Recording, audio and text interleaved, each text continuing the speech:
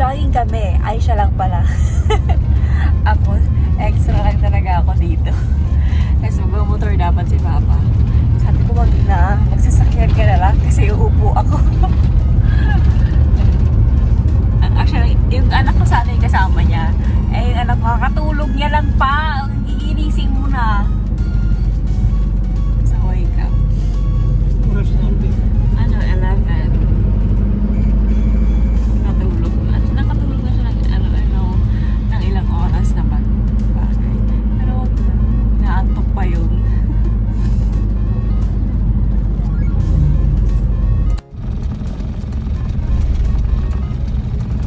Dito kami.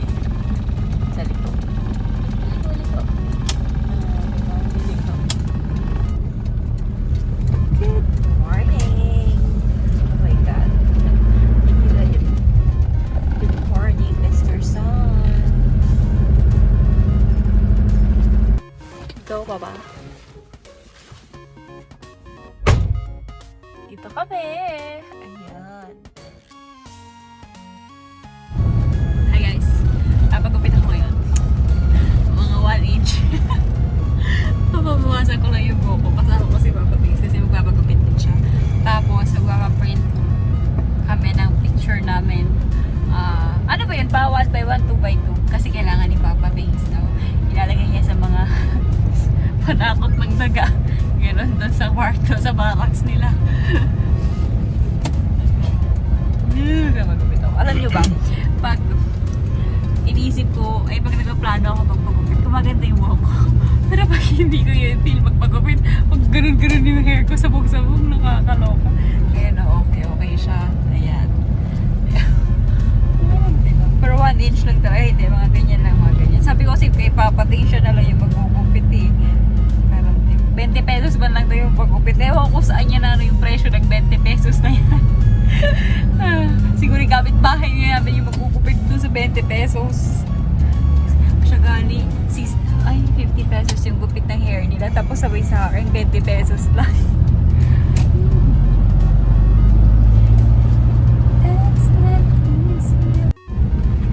Tapos na magpagupit.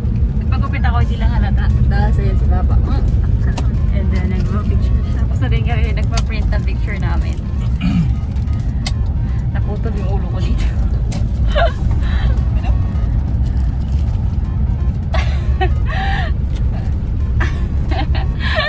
Ay, naku lang. Punta kami SM, bibili kami turon. Yung turon na tag 20 pesos. Yan yung bibilhin namin. Walang 1x1 yan? Meron. Iinit, grabe. Ang mahal naman ng gupit. Akala ko tag 50 lang. Ilan taon na ba ako hindi nagpagupit? 80 pesos? Diyos ko, pang mayaman. Ay, sabi ko, hey, ikaw na lang magupit pa eh. Hindi pa ako na 80 yan. Sayang yung 80 pesos ko. Kaming dalawa ni Papa, 140.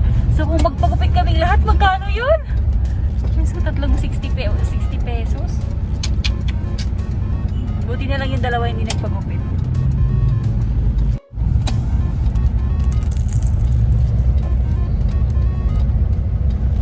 May ube, may ube dito.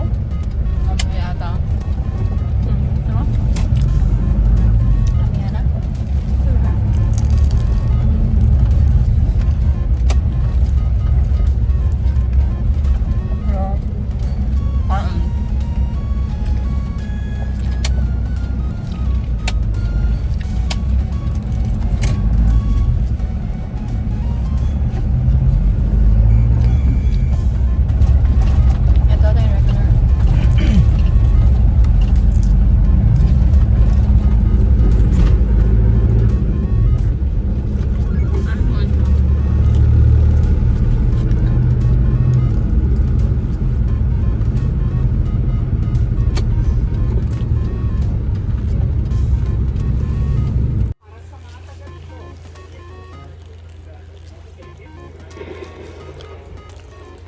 mo yung pamasahe sa ako, no? Ay, andito na naman kami sa Robinson. Ayan, bibili kami ng pang-dinner namin na ulam. Ayan, si Poppa Things. Dito Dito na ako. Ibababad ko yung pork na nabili namin. Kasi mag-ano na naman kami. Doon kami sa labas kakain. Tapos, ano bang pangalan na yun to? Kunwari magsasamgip kami. Kunwari lang. Ganun. Robinson. Ito, tapos ito kasi gusto ni Kuya nitong lettuce. Ayan, tapos ito yung bacon cut na pork. Sulit, okay na siya. Pwede na to para dun sa aming kunwari samgyup. Ganun. Ayan na ito na ang aming budget meal na kunwari samgyup. Ayan. Charin. Bumili ako na ito kasi gusto ng Kuya ng ganito. Yan. Kain! Ayan, since maaga pa, yan sila Papa. Naglalaro ng badminton.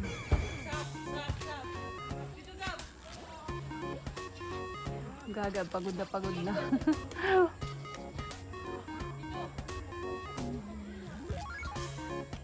Dito kami sa labas kakain.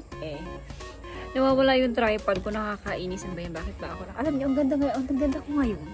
Ang ganda pala pag magabi. Sana gabi na lang lagi, no? Kasi gumaganda ako pag walang ilaw. Ay, nako. Doon sa bahay ng father-in-law ko, yung CR nila, ang ganda ko. Alam niyo bakit? Ang lakas ng ilaw. Ang puti ko doon, grabe. Nakatawa talaga ako. Pag napasok ako doon, because feel ko lang doon sa CR nila.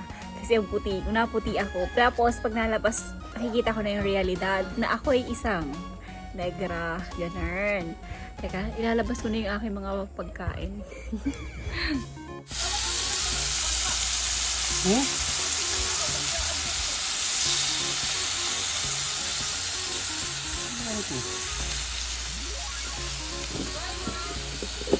Balik, kakain na tayo.